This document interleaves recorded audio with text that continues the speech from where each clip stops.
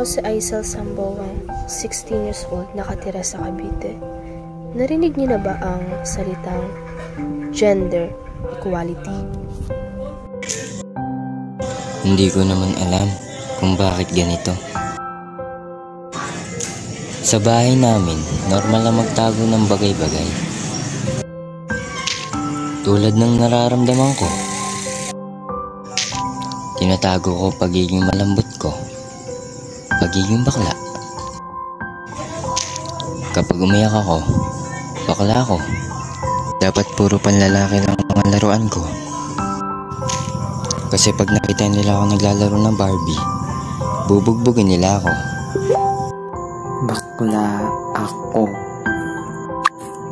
Gustong gusto ko sa mga Barbie.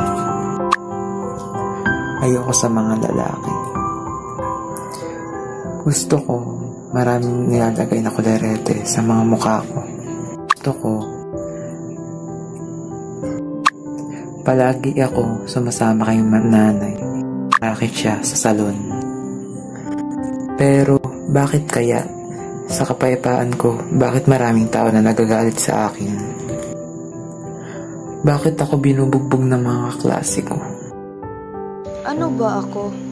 Babae ako pero gusto ko ay babae.